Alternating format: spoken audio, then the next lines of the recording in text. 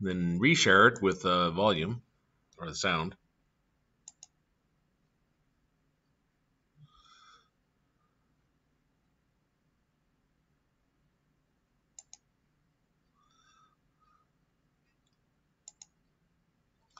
There we go. Double check my own sound. Now this is under the tutorials is under scripting, and some of these items we'll go back and take a look at in the beginner eventually. But let's jump into the intermediate gameplay, because this builds right upon what we've been talking about for a while now in a few classes where we're talking about objects. Now I'm going to click properties here. Hopefully the video isn't too choppy. With the surgery and everything, it really got. I spent the night 2 nights ago at the hospital, and got home kind of late last night, and didn't really accomplish much. So didn't get to save off videos, in other words.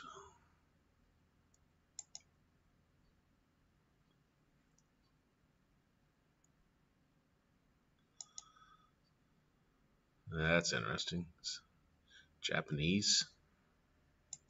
And just access them. It is common to need a way to access the member variables of a class from code that exists outside of the class. One way you could do this would be to make the variables public and just access them directly. This is sufficient, but there is a better way. That better way is properties. Properties themselves act like variables and encapsulate member variables, which we call fields. This encapsulation gives us a greater amount of control over when and how a field is accessed. Say we had a field named Experience that existed in the class Player, and we wanted a way for code existing outside of the class to access it. We would want to create a property. The syntax for a property works like this. First you specify the access modifier. Then you specify the type, followed by the name of the property. A good rule is to name the property the same thing as the field, except with a capital letter. After the name of the property, you place open and close braces just like a function. Inside these braces goes the property's accessors. A property can have two accessors, get and set. These are the functions that are called when a property is referenced and allocated to, respectively. They are declared using the keywords get and set, followed by braces. Within the get accessor, we return the field that we're encapsulating. In the set accessor, we allocate to the field using the keyword value. That is all that is required to implement a property. Now, in another script, we can use the property in place of the field exactly as we would do normally. You might be wondering why you would go through the process of creating a property when you could have just used a public variable to begin with. Now what they're referencing here is there's different ways to do this.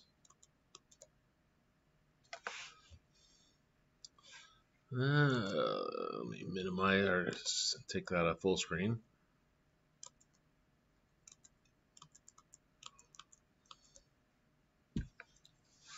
Okay, I dropped on two objects here, a cube and a sphere, and I ended up making the cube prefab. I was running across a weird issue. I still haven't got a solution for it. Making it a prefab didn't help. So, but anyway, dropped on this. I called this one player, called that one a sphere.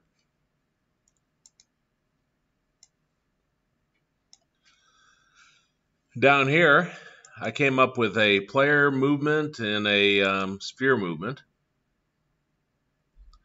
If I click the player movement, double click it, I suppose.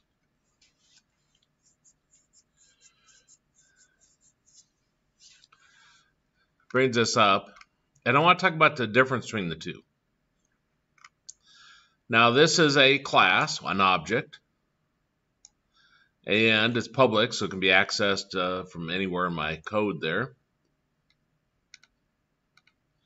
what we looked at before is where we create a public static like int enemy count.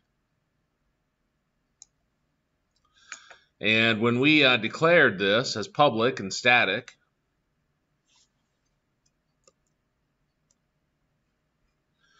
then over here,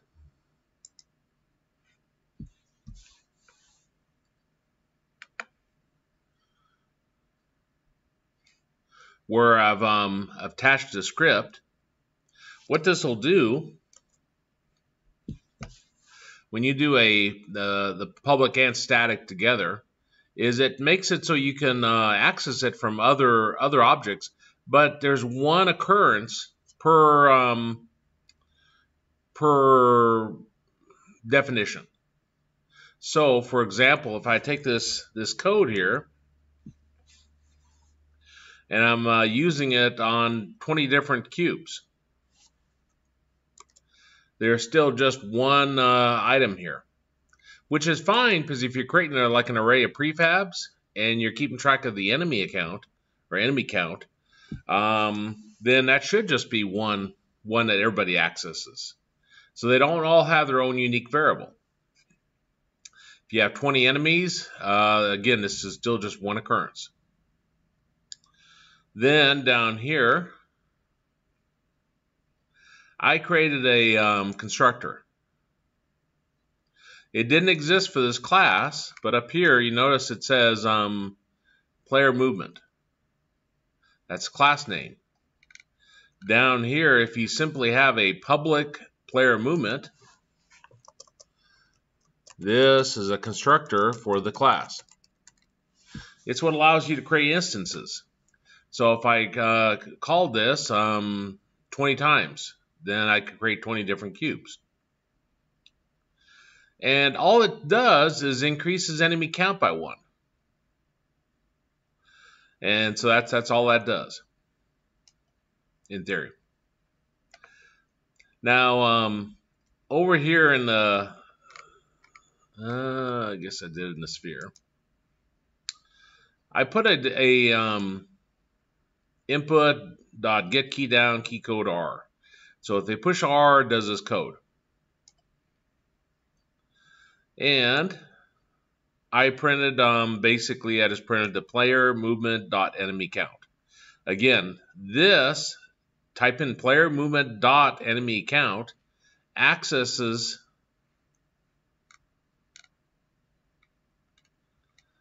this variable directly.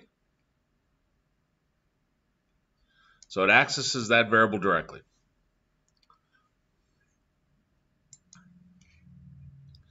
Now,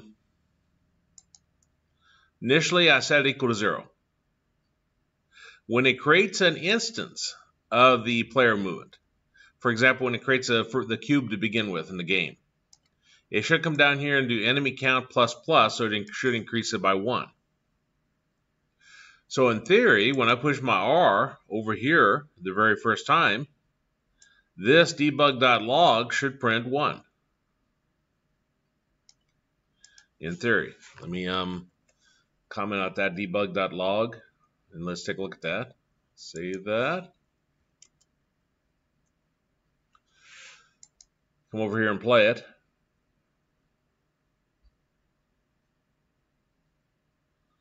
Maybe.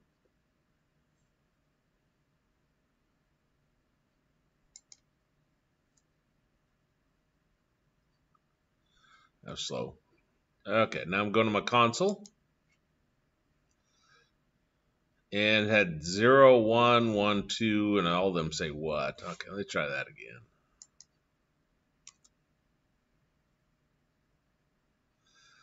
Okay, so this right here, do a debug.log there.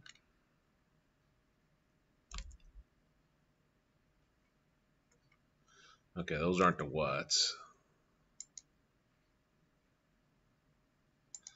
Okay, enemy before creation. I shouldn't say before creation, but before increment.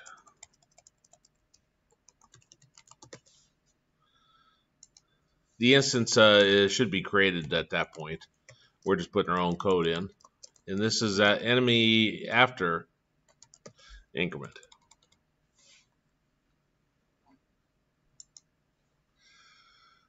So if I save that, come over here, run it.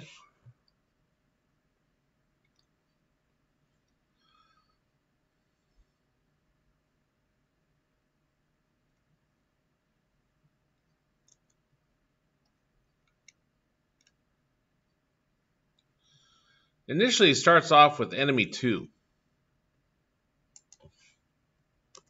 Now this that I'm doing right here is our constructor for this. And I'm setting enemy count, which is our public static int enemy count. So initially, right here, it should be 0. Here it should be 1.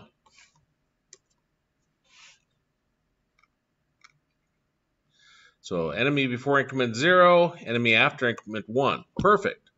Appears to work just like I would expect. But then it runs it again. It says enemy before increment 1 and enemy after increment 2. So it ran it twice for some reason. But when I run it, I only have one player on here. So it doesn't make any sense as doing this. I could get around it.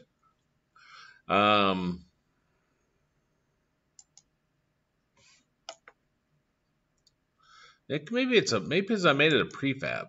Because I think I was battling a different issue before that. Let me delete this. And add a new cube on there. And I'll call player.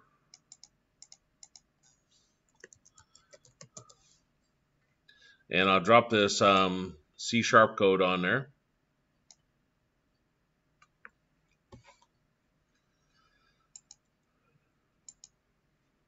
Okay, so now we run it. Go to console 0112. I know how to fix it. It's an easy fix. If I just do a -1 there, but then the idea becomes anytime it creates an instance, is it going to add 2? Save that. Stop that. Run it again.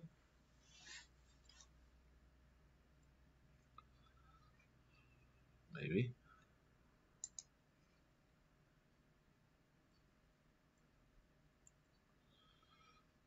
-0, and then it went from 0 to 1. So there's one object on here now. I wonder if I got enough code there to create a new instance of that. Let's see. Probably not. We'll try it. So I come over here.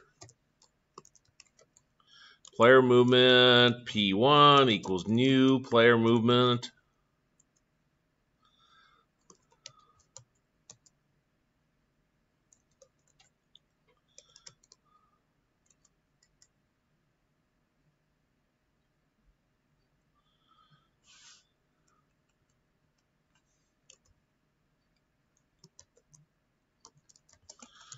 New vector 3, 1, 1, 1. Might need F's on those. I don't know if I actually need to do a P1 to instantiate. Probably not, since I didn't have to. Let's try that. Might not have the syntax right.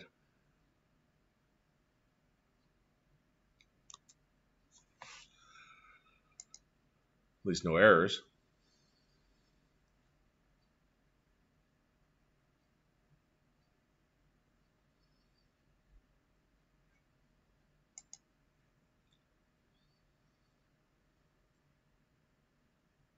Okay, there's my where it's increment twice. If I do an R, Went from 1 to 2, but doesn't like the using the. It's not allowed. Monovios can be added using add component.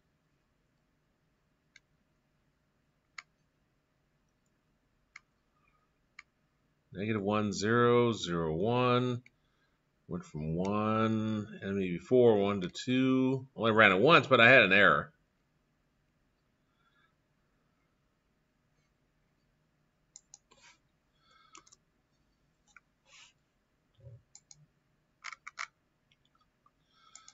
I wonder if I need to inherit anything. Let's see.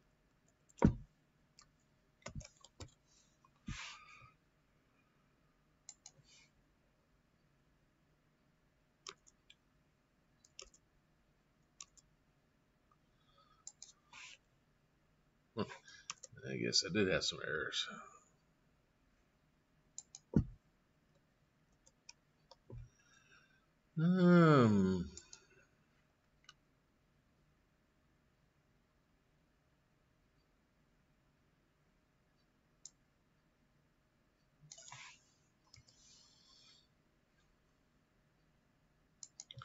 Let's try that. Didn't like something. Use of unassigned local variable P1.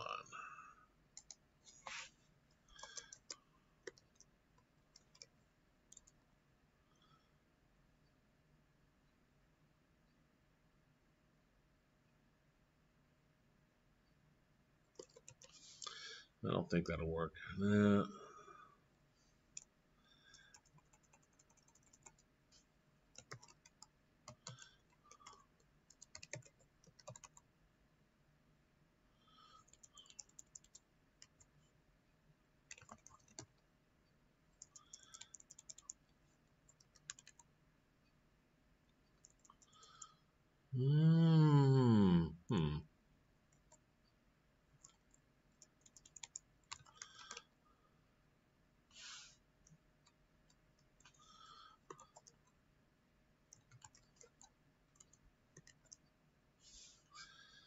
That's what it kind of implied I needed, but I don't think that'll work.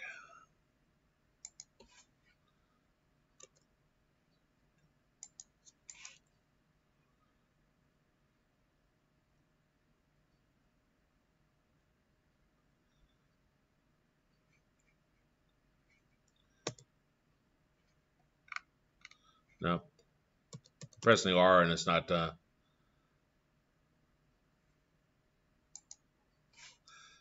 I don't know. I'll have to look at that. Play with that some.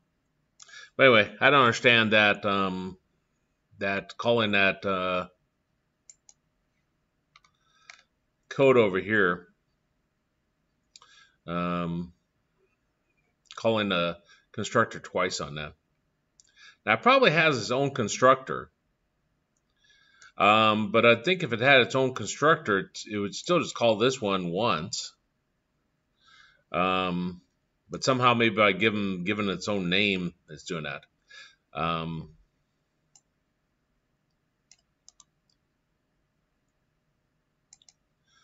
If I take that away, I'll put it in my start.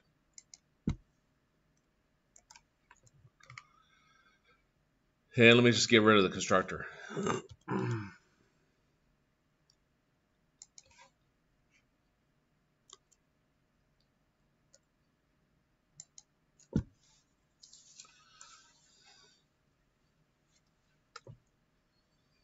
See, I went from -1 to 0 only one time. Okay. The example where it's using a constructor within that the class is, and of course maybe it's not a predefined one from the system; it's just one they created. They had that example in their code out there. For some reason, I could not get it to work. Not that they actually ran their code so you could see it, but you can always put it in the start. And this is started after an instance of the player movement is constructed. But anyway, the problem with, again, this right here is that there's only one of those variables for every object that shares this code.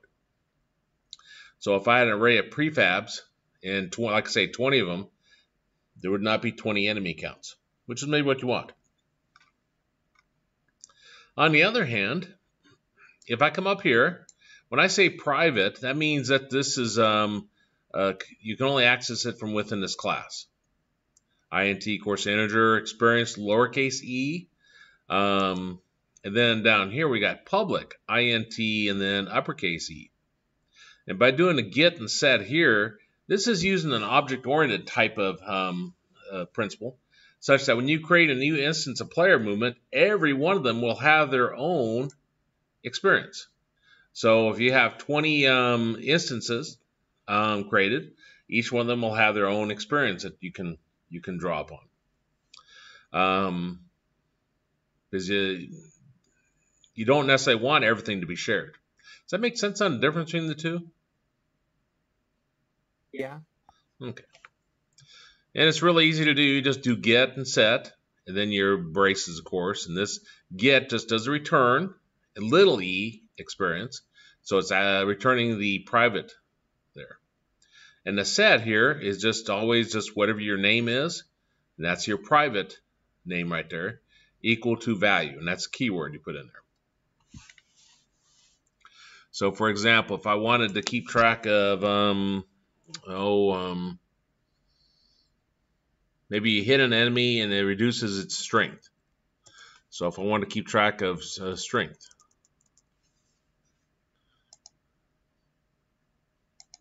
let me put it up here above it.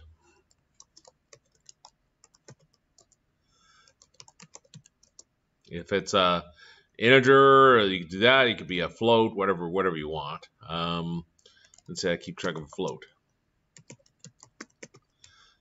And I need int or float strength.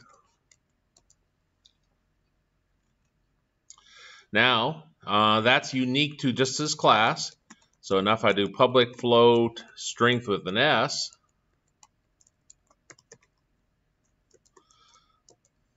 and do my get, and here I'll do return strength lowercase. I'm returning the private. In set,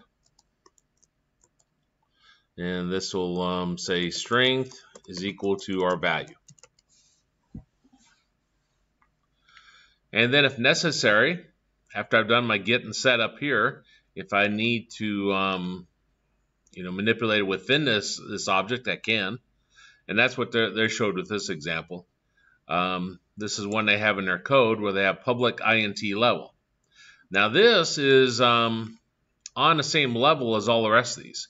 So this is underneath public class player movement. It's underneath these definitions up here. And what they're showing here is that instead of just returning a single value, then you can do lines of code. When I access enemy count here, where I'm increasing it by 1. Basically, you can just use that variable within your other code. So when you increase it by 1, it all has to be in here. You're just retrieving the value of it. By doing this, you can put 100 lines of code in here under the get and sets. So it gives you a lot more power in terms of that. Not only makes it unique for each instance of your variable or each instance of your game object, the script, but also again allows you to have multiple lines of code. And this is just when it sets it, if they enter in 3 for the experience, it takes 3 times 1,000, gives them 3,000. When they do a get, and a get is like when you just retrieve it, and I'll show that in a minute, where you just refer to it with the dot notation, then it automatically divides by 1,000. So it's internally it's storing it as 3,000, but then when they do a get, 3,000 divided by 1,000 returns them 3. And so it's set to what they would think. Not quite sure why it'd be necessary for you to store it as 3,000 versus 3 or vice versa, but they have a capability there. And if you just want to access one, then you could just do a get and set like this. I don't think I actually programmed that in, but that was the last example he had where you just can do your get and set like that. Okay.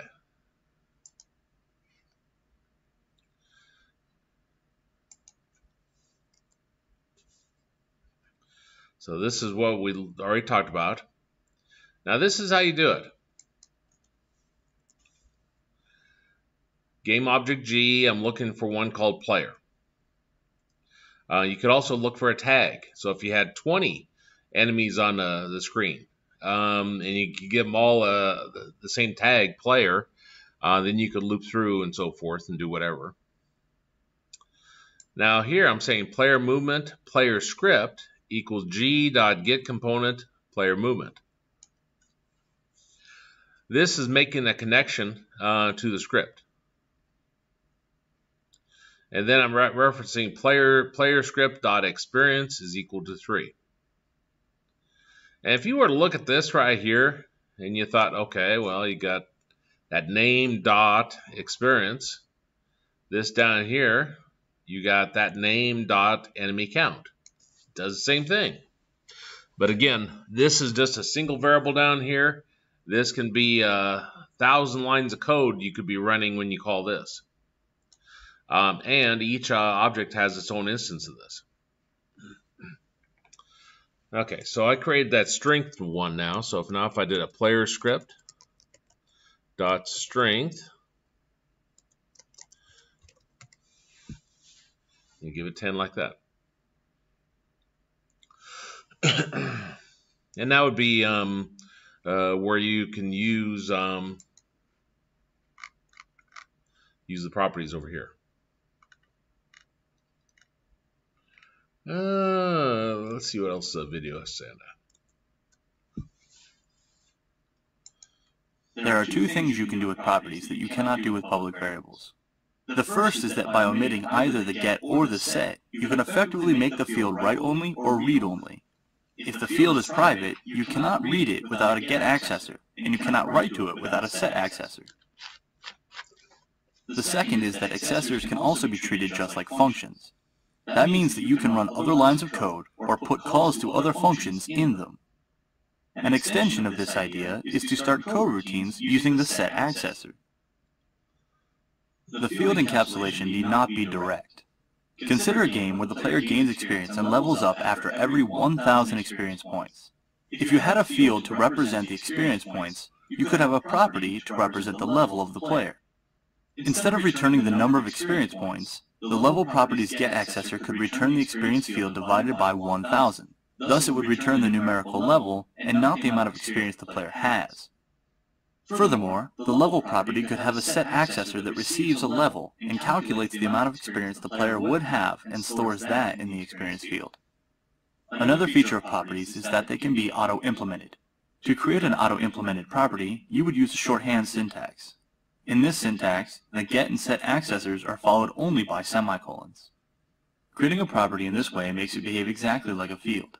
The difference being that you can make a property read or write only by removing either the get or set accessor. That kind of implies, and again, I didn't actually explore the health with code, but that kind of implies that over here,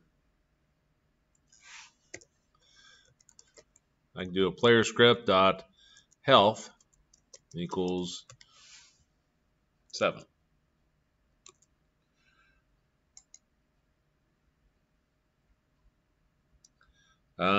Now when I do the dot here and so forth, this should be calling the set. So I should be calling the set. Now first off, let's see if that works.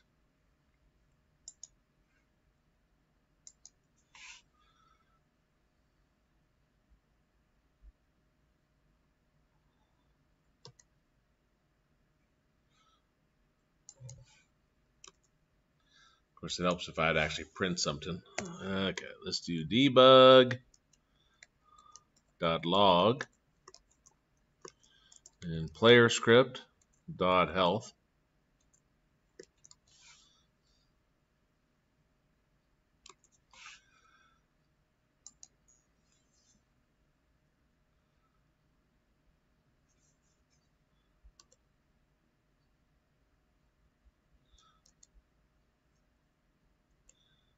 Yeah, I'm putting in there. Player script dot health.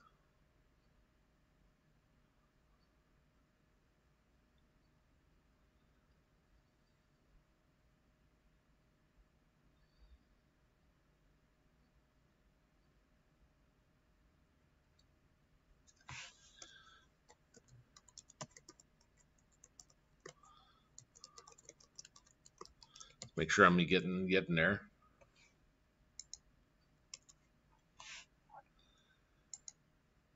Sometimes I forget to save it now or send it to Unity.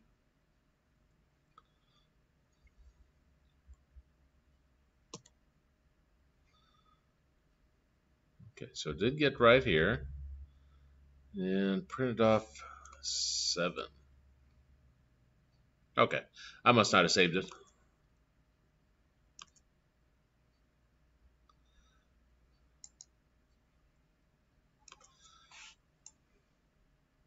Okay, so I'm doing that. Now if I come over here and if I just do this get right here, or get rid of the get and just have a set. Save that.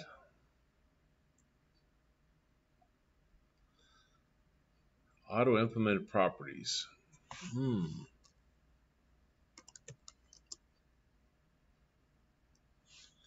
Let's get rid of the set. Okay, so you can get rid of one of them, but not the other, looks like. If I save that, over here, see how we got a little red squiggly underneath this? When you're setting it equal to a value, that's calling the set. So the fact that I got rid of the set over here is why it's doing it here. That's what they're talking about as being read-only. This right here, when I just do like a debug.log player script.health, this is where I'm just I'm not setting it, I'm just getting it. So I'm getting the value to print to the console. It's curious, doesn't do the other one though, where you can get rid of we can just get rid of the get and just have a set.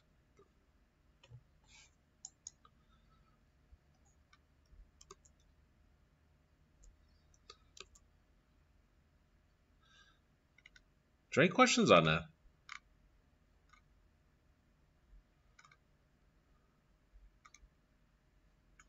Okay. Let's look at the next one. It's our ternary operator. It's a different way of doing a if-else statement. The ternary operator is a condensed form for an if-else statement. In its most basic form, the ternary operator is used for deciding between two values based on some Boolean expression. The syntax has the format Boolean, question mark, true expression, colon, false expression.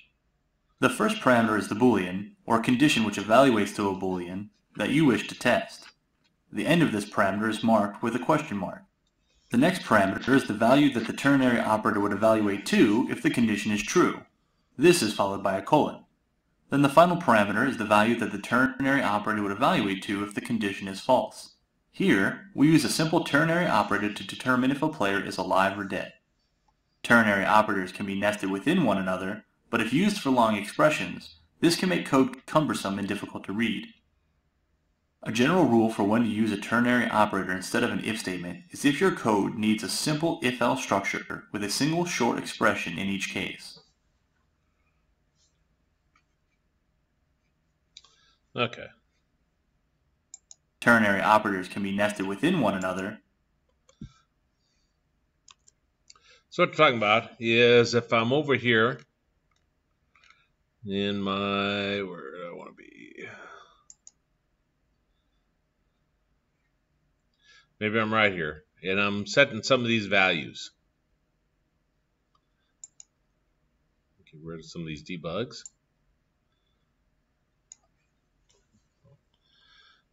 If health is greater than 9. Let's try it again. If player script dot health is greater than 9. Maybe I'm going to increase it each time. Then maybe I want to set strength player script dot strength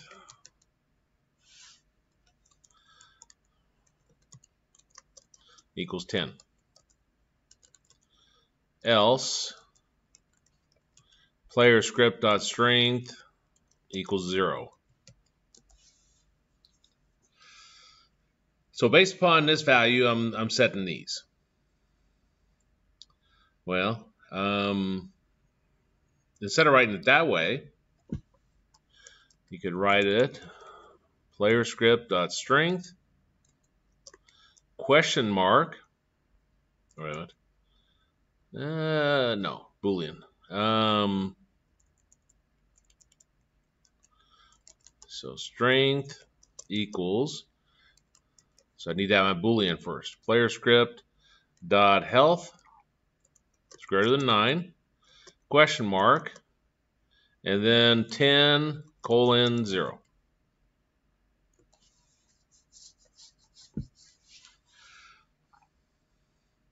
So these lines of code you see here can be shortened with this this syntax. You have your Boolean first, and that returns true or false. If it's true, then it'll return this value. Otherwise, it'll return this value.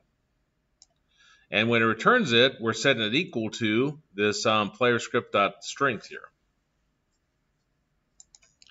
I don't really like these. A lot of programming languages have them. I don't think they're very readable. You have to think about what exactly this is doing over here and so forth. And I don't think it saves much over here. Processing time, I'm guessing, would be almost non-existent in terms of what it saves. Does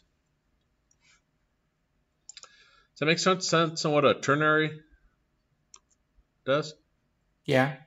Okay. Let's look at statics.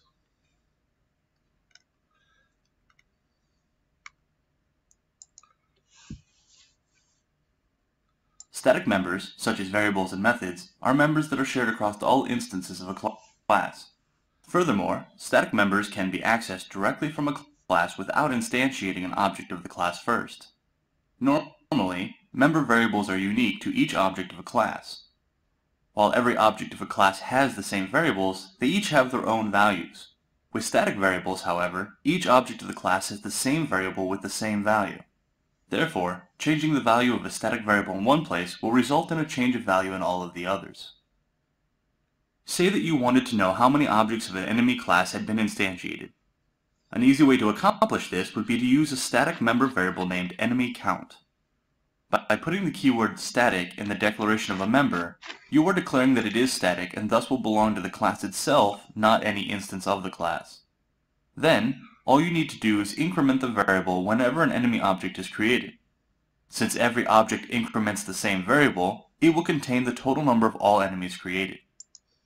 See, this is what I was talking about. I basically copied his code. The public class enemy is right up here, but it doesn't got mono behavior. So I don't think this is like one off of an object. And then down here is a public enemy. This is a constructor where this name matches this name, and there's no void, there's no int in front of here, and there's public. That's always a constructor whenever you see that notation. And on theirs, they start at 0, and that should increase it by 1. Accessing the static variable is also a fairly simple endeavor. Here, we have a game class that creates a few enemies. To find out how many enemies were created, we simply need to access the enemy count static variable by using the class's name and the dot operator. In this case, the enemy count variable equals 3. This process works for scripts intended to be game object components as well. For example, if we wanted to know the number of players created in a scene, we could create a player script component. In this script, we could declare a static player count variable, and in the start method, we could increment it. Now, anytime a game object with this script attached to it is created, the total player count increases. In another script component, we can access this static variable using the name of the script and the dot operator. Just like static variables, static methods are methods that belong to the class and not a specific object of the class.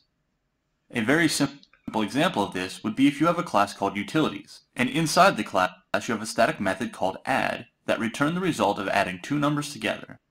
You can tell that the method add is static by the static keyword in front of it. Now in another class, you can call the add method using just the name of the class and the dot operator. You do not need to instantiate an object of the class to use its static members.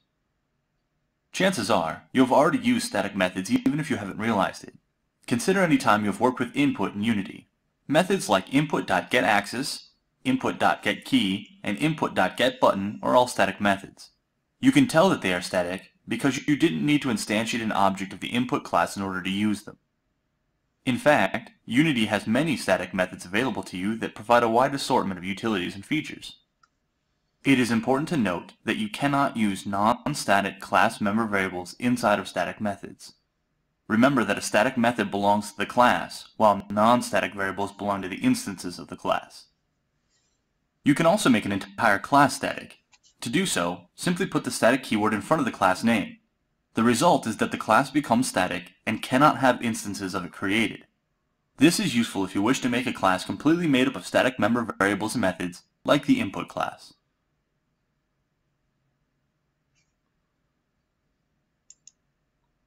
Unity has many static methods available to you. Okay, let me get that code example back up.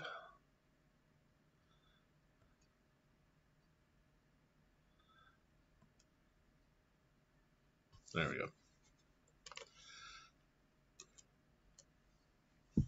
Remember over here when I was talking about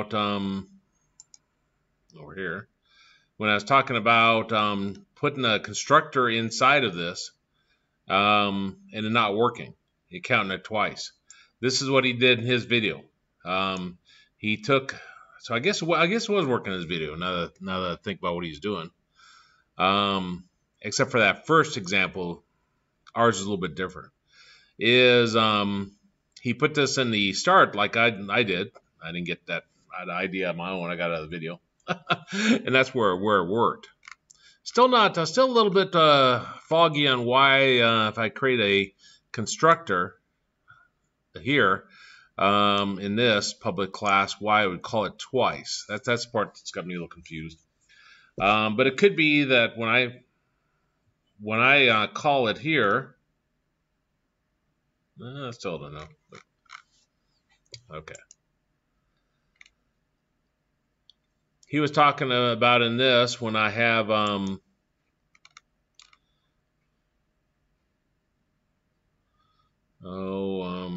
there it is. When I access the enemy count right here, and it comes over to player movement, and it's accessing my enemy count. So it's working directly with this. As he indicated, you do not even have to have any objects created based upon this to use this value of this variable. So you can work with it directly even if you have no object created. The idea on the other technique that we looked at above here is when this is based upon an object, so an instance of the object. So when an instance object is created, it's got this value, but when you destroy that instance, then you shouldn't be able to access this. But if you destroy all of your instances and you access this variable, you should still be able to query it. So you should be able to still see that value. So there's different times when you want to use one versus the other. You have to think, is it going to be long term? Is it going to be there even if there's no instances of that object running around the screen? Should it die with the object? If you got an enemy and the enemy gets shot and destroyed, it shouldn't have any more strength, experience, or anything left. Now we also looked at another one.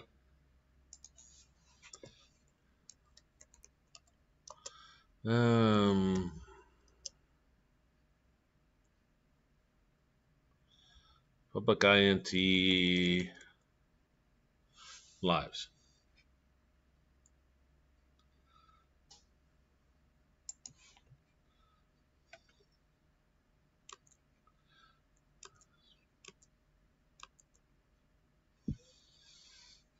Okay, so we're over here. We're working with the sphere, working with the player. Player now has lives down here. So there's different ways of exchanging these values of these variables back and forth between them.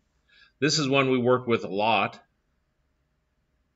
And then there's two more here. One where you declare it as public static INT, so you can access it from other classes directly, but it isn't listed here. And then where you create a property here and use your gets and sets to retrieve it. And again, that's one for each instance of your object.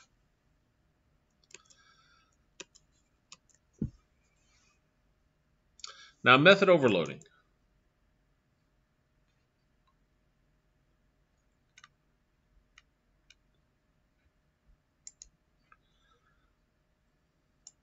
Overloading is a process by which you can give a single method multiple definitions. This means that you can use the same method name to do two different things. Let's say you needed a method to add things together. You could create an add numbers method that would be responsible for adding two numbers together. Adding strings together, however, works differently, so you would need a new method called add strings. This works fine, but the problem is that now you need to remember two different method names that in essence do the same thing. A better way would be to overload a method named add to work with either numbers or strings. Here we have a method named add that reads in two numbers and returns a number. Every method has what is called a... That's where over here, and this is becoming kind of convoluted, but I'll clap some of this so it won't be as bad.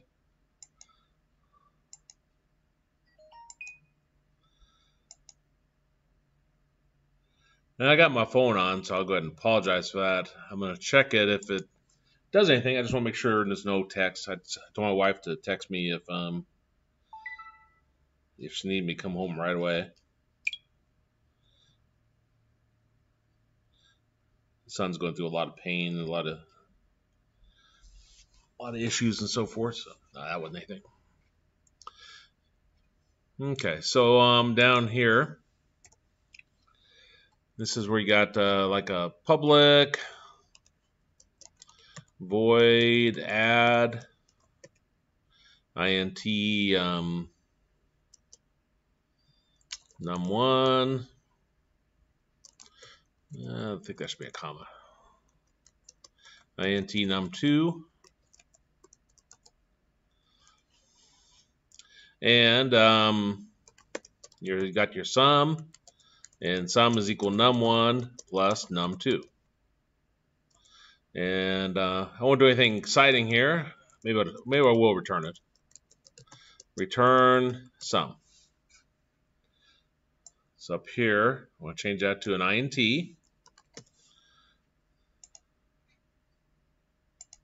And then in my void update, I'll say if input.get key down in keycode.s.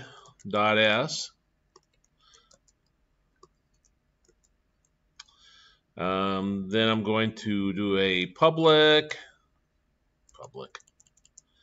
const debug.log add 3 and 4, like that. Now, if I save that and I go run it,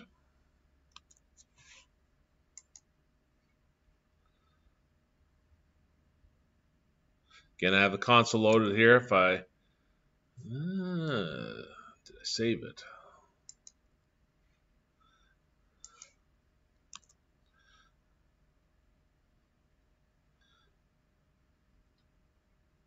Get key down, key code S. Maybe I didn't save it. There, I definitely did.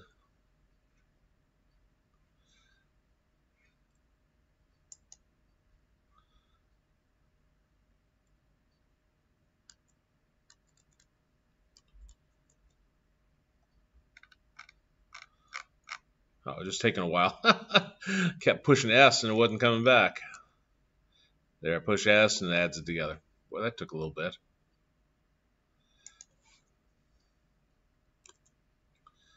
Well, now if I come down here and have 3 numbers, let's see what it does.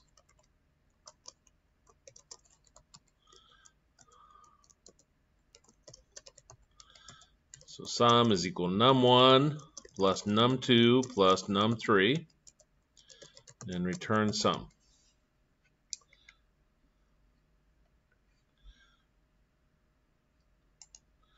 Go ahead and save that.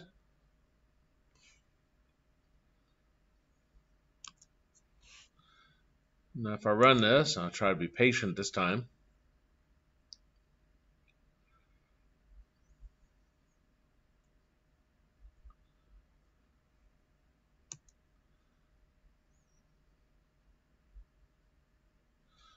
Okay, no errors.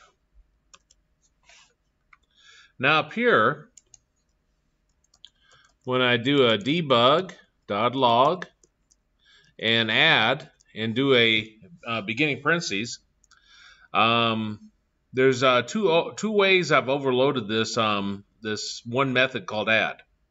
This is the first one where we can pass in 2 numbers and I'll add them together. If I do the drop down, here's 3 numbers and I'll add them together.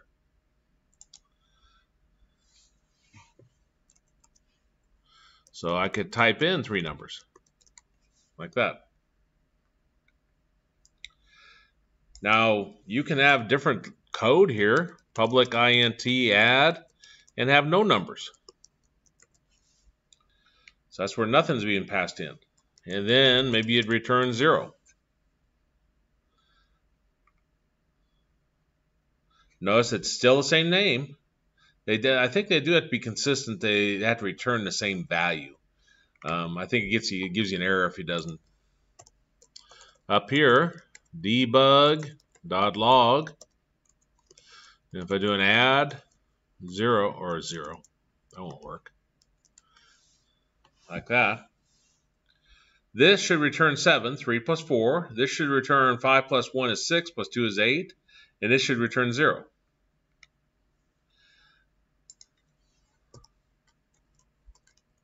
But you can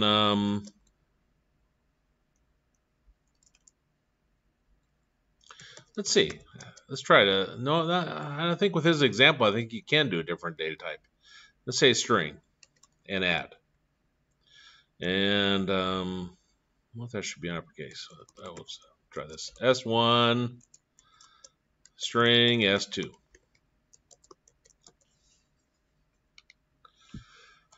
And here I'm going to return S1 plus S2.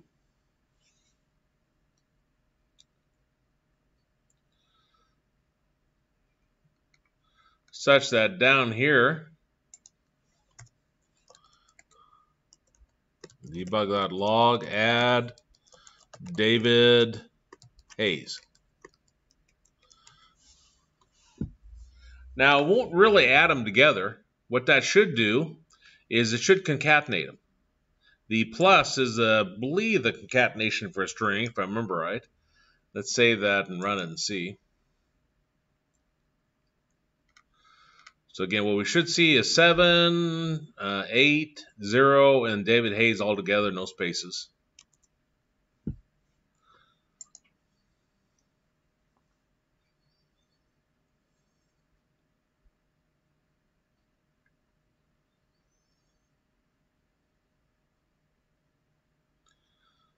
Yeah, there we go.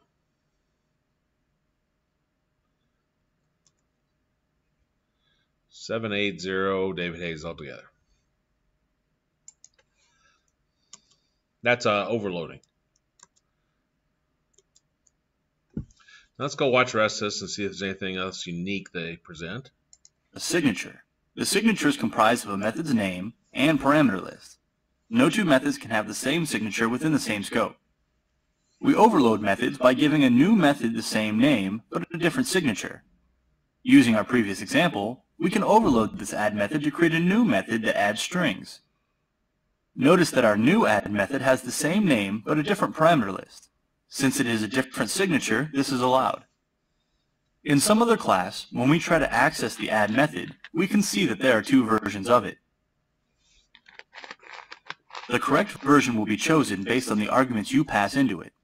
By passing in two numbers, the method that adds numbers will run. Likewise, if you pass in two strings, then the method that adds strings will run.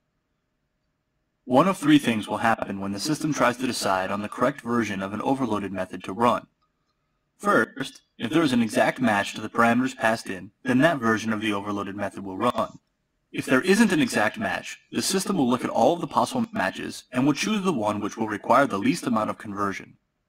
Finally, if there are no possible matches, or multiple versions that require the same amount of conversion, then an error is thrown.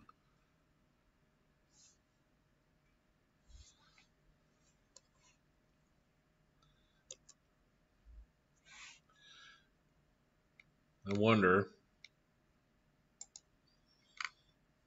what this will do.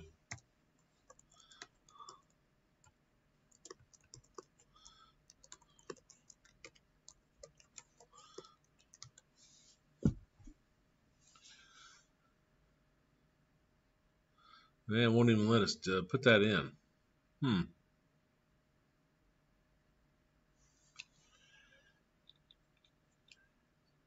It almost acted like, I didn't try this, but it almost acted like they it'll choose one with the least amount of conversions. Now it could be going the other way. Like here, public int multiply, and then int public double multiply, double D1, double D2, and return D1 times D2.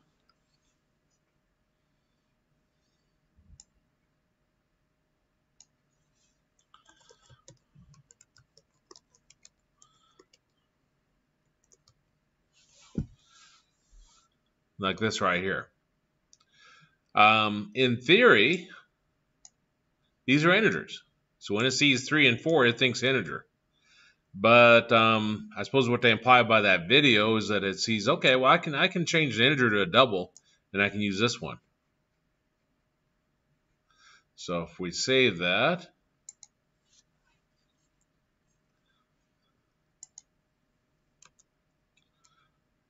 oops,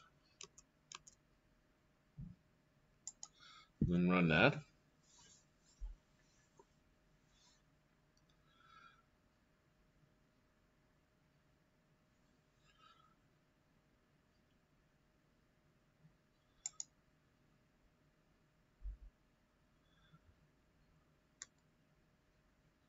It returns 12. Okay. I'm surprised that it doesn't try to convert going the other way, but obviously not. Now, generics.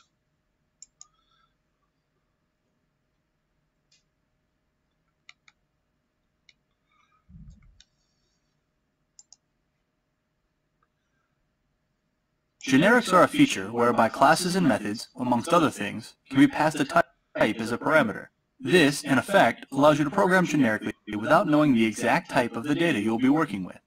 We have seen before that the getComponent method uses a generic parameter to get the type of the component that it's looking for.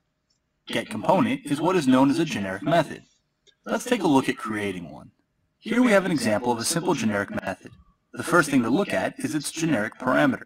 This is named t and is enclosed in angle brackets after the method's name and before the normal or formal parameters.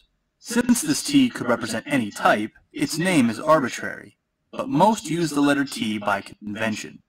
Similarly, if you wish to have multiple generic parameters, you can use a comma to add more. The naming convention usually follows that parameters after t are u and then v. Though generic functions are not limited to only 3 parameters, it is quite uncommon to see one with more than 3. We now know that the generic type associated with this method is t. T is only a placeholder though, and will end up being an actual type when the method is called. Whatever type t ends up being will also be the return type and the argument type for the method, since both of those use t as their type. Even though we have a method that works with a generic type, it's currently not very useful.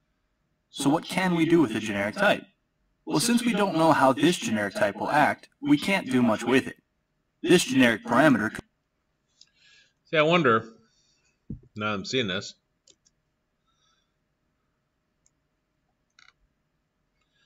if we had this down here, public t, add it,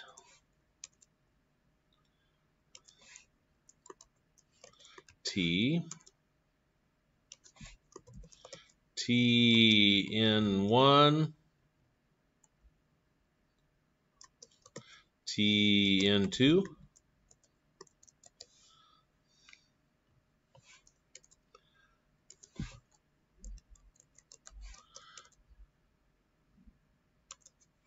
if I returned n1 plus n2.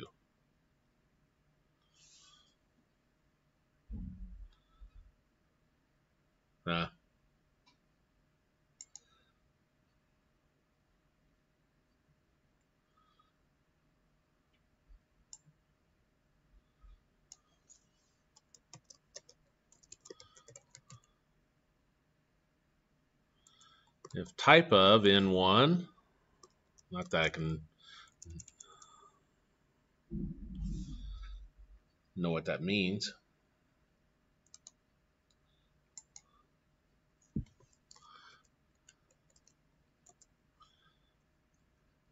C# type of example. Okay.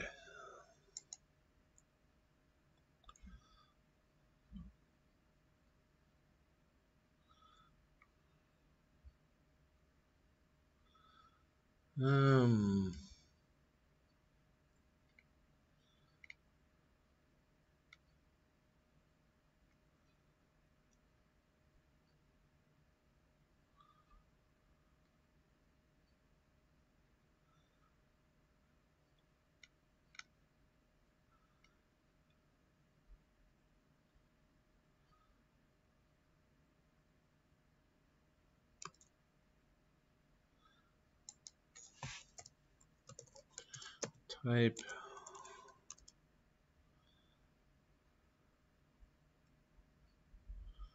t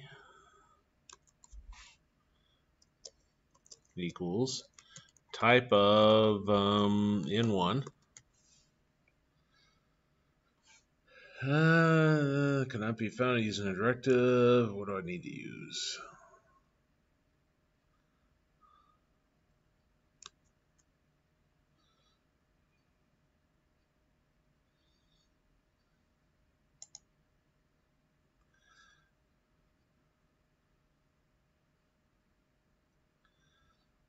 System.type.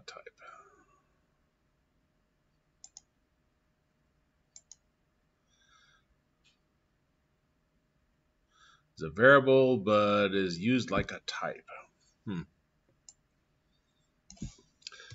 I was trying to see if there's some way to use his example to expand upon that, but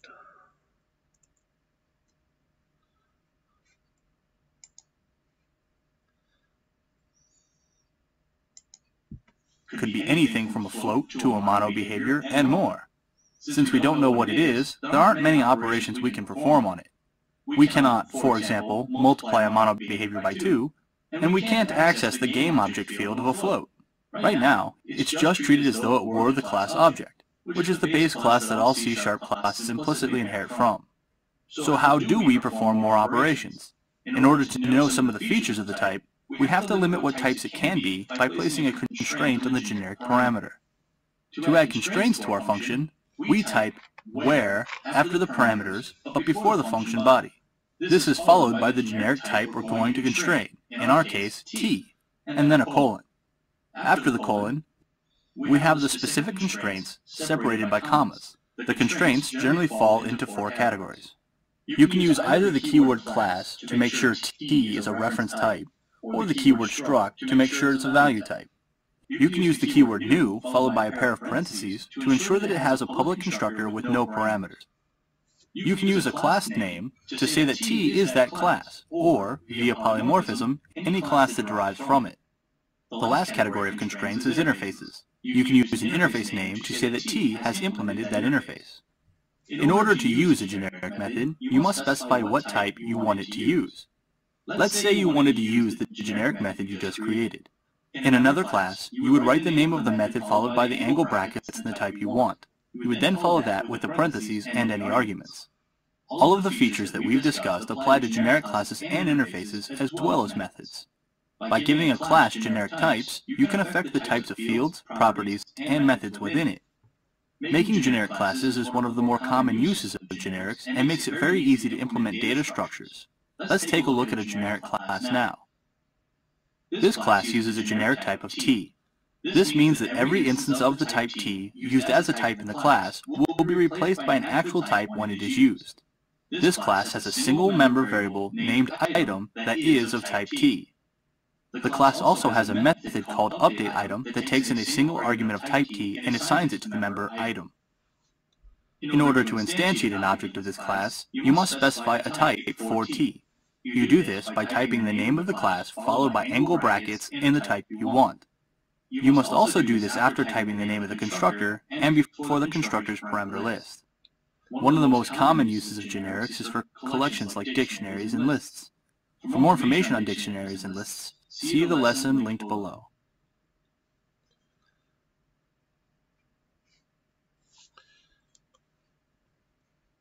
Where some of this is used at, and I've never, to be honest, I've never used generics in a practical sense because I've never gone to that depth. But if you're defining a particular item, whether it be a physics, whatever, or some kind of predefined object in here, then you want to make it generic enough so it can be used in a wide variety of circumstances. I've never created a library that other programmers would use, and so it's never been necessary. This would be is it Unity Physics or Physics? Unity. Let's see, Physics. Unity Engine. Oh well, I'll choose one of these.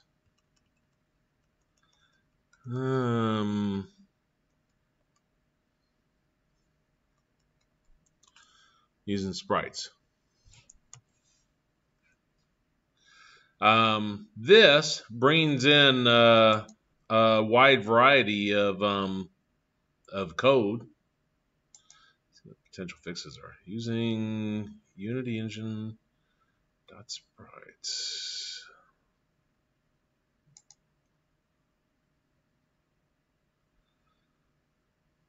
Sure looks like what I have.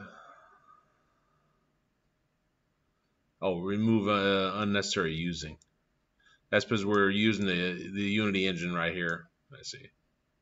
But yeah. Sprites. I wonder if I can look at that. Peek at the definition.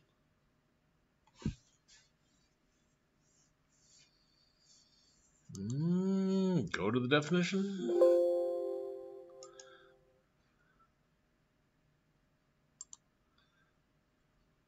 Go to implementation. With nothing. Peak.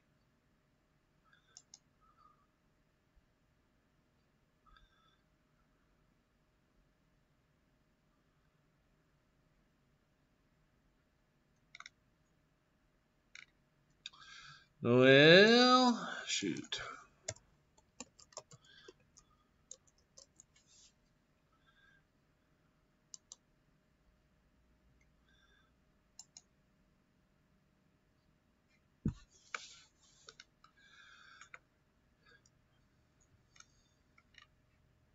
I won't be able to find it just by, oh, there's one. See here, it had an add component. Because the add component is such that you could add in a script. You could add in, I'm trying to think what else we've added in. But anyway, you pass in the T.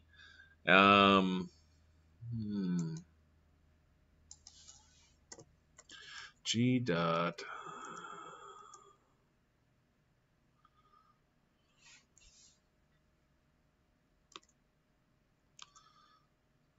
It went away.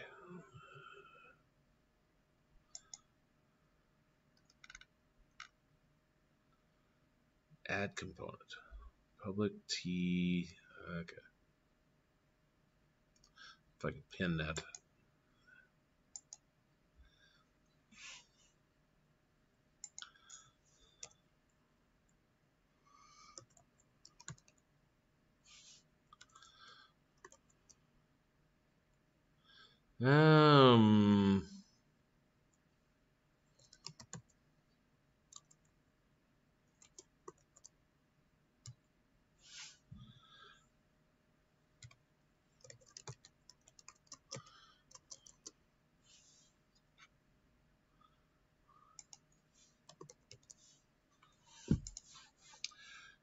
Drawing a real blank there, but this just indicates you can pass any type in here.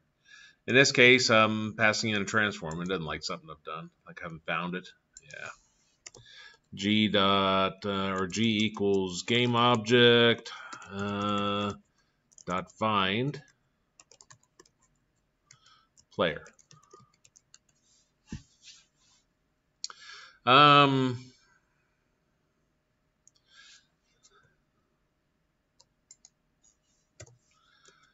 What in the world else is there? Mesh render.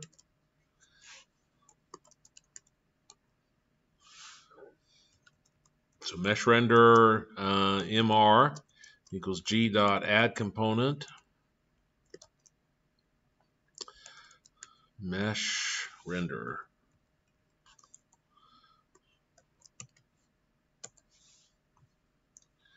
Oops, has to have the beginning parentheses and closing parentheses here because it's actually a method. So there's a whole variety of items you could capture here. If I had a script here, there's a way you can capture the script. Let's see if I can remember how to do that. Scriptable object.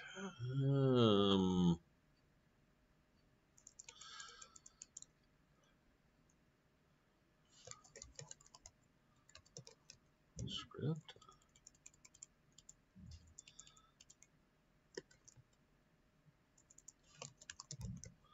Let's try that. SO equals G dot add component.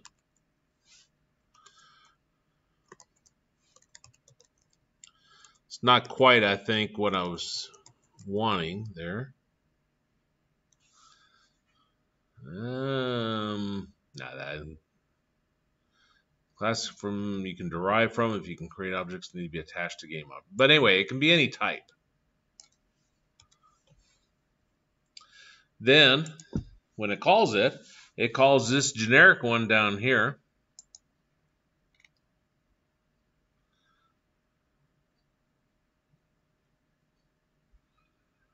And public component, add component type,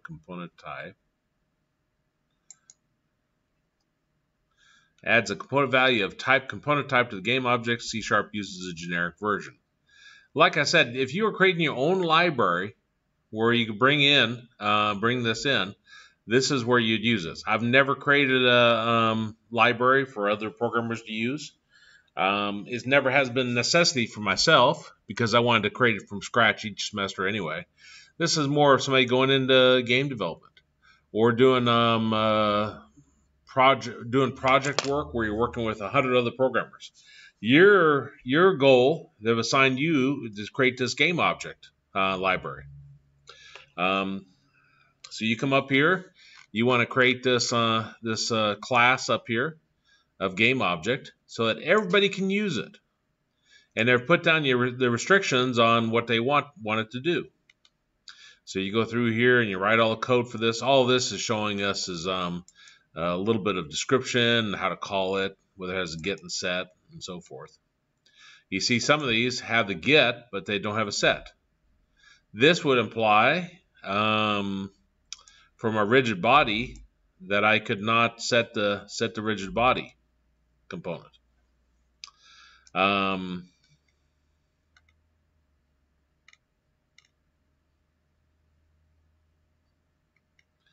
think about that, why that would be necessary. But you see, there's quite a few throughout here. You do use generics. Because some of these are so generic, like get component. What does that mean? Does that mean get the transform? Does that mean get the mesh renderer? You know, what does that mean exactly?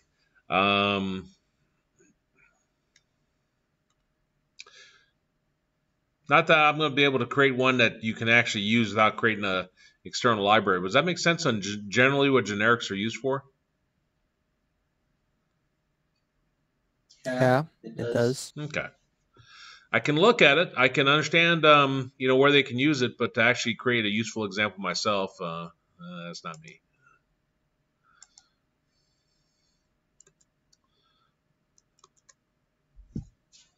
Okay, inheritance.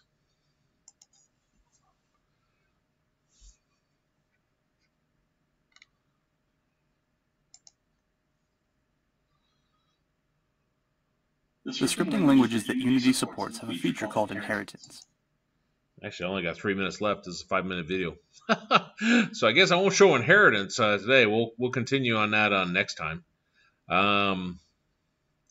There's no assignment on this. Just the assignment will be that going through and finding one of those tutorials and look for a string of them together. Like there's 4 or 5 of them that are kind of linked together and commonly threaded. Don't do like a 2-minute tutorial. That's not what I'm meaning on that. And we'll call it good today then, and next time we'll continue on with this. All right. Is